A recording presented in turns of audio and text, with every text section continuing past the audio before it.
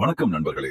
இன்று வள்ளல் மீடியாவில் பாரிசாலன் பாட்காஸ்ட் மூலம் திருமாவளவன் அவர்களின் தமிழ் தேசியம் பற்றிய பேச்சை விமர்சித்து விளக்கமான ஒரு காணொளி வெளியிடப்பட்டுள்ளது.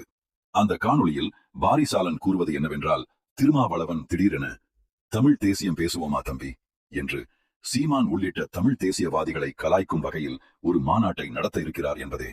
இதனை வரவிருக்கும் சட்டமன்ற தேர்தலுக்கு முன் திருமாவின் வாக்கு வங்கியை மீட்டெடுக்கும் அரசியல் உத்தி என பாரிசாலன் விமர்சிக்கிறார். மேலும் திருமாவளவனின் முந்தைய அரசியல் செயல்பாடுகளை எடுத்துக்காட்டி அவர் உண்மையான தமிழ் தேசியவாதி அல்ல என்பதையும் பாரிசாலன் நிறுவுகிறார். அதில் ஈழத் தமிழர் பிரச்சினை, ராஜபக்சேவை நேரில் சந்தித்தது போன்ற முக்கியமான விஷயங்களும் இடம்பெறுகின்றன.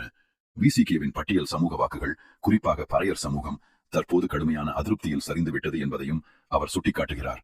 அதேபோல் டிஎம்கே கூட்டணியில் இருந்து கொண்டு வேங்கை வயல் சம்பவம், தூய்மை பணியாளர்களின் போராட்டங்கள் ஆகியவற்றுக்கு தெளிவான ஆதரவு தராமல் இருந்தது குறித்து கடுமையான விமர்சனமும் முன்வைக்கப்படுகிறது. பாரிசாலன் மேலும் கூறுவது என்னவென்றால், தலித் அரசியலை தமிழ் தேசியம் என்ற பெயரில் கலக்குவது சாதி பிளவையும் மத பிளவையும் உருவாக்கும் ஒரு உத்தி என்றும் அது தமிழ் குடியை உடைக்கும் அரசியல் செயல்பாடு என்றும் கூறுகிறார். தமிழர்கள் ஒரே இனம் என்ற அடிப்படை புரிதலையே இது கெடுக்கிறது என அவர் வலியுறுத்துகிறார். ராஜபக்சேக்கு கை கொடுத்தது டிஎம்கேவுடன் கூட்டணி, இப்போது டிஎம்கேவின் சைடு விங் போல செயல்படுவது, இவை அனைத்தையும் பாரிசாலன் தோலுரித்து காட்டுகிறார்.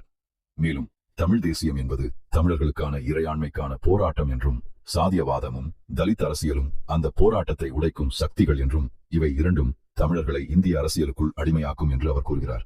அதே நேரத்தில் பறையர்கள் உட்பட அனைத்து தமிழ் குடிகளும் தமிழர்களே என்பதையும், திருமாவளவன் தமிழ் அரசர்களை மட்டும் விமர்சித்து விஜயநகர சங்கி அரசை பற்றி எதுவும் பேசாமல் கடந்து சென்றது குறித்து பாரிசாலன் வன்மையான கண்டனத்தை பதிவு செய்துள்ளார்.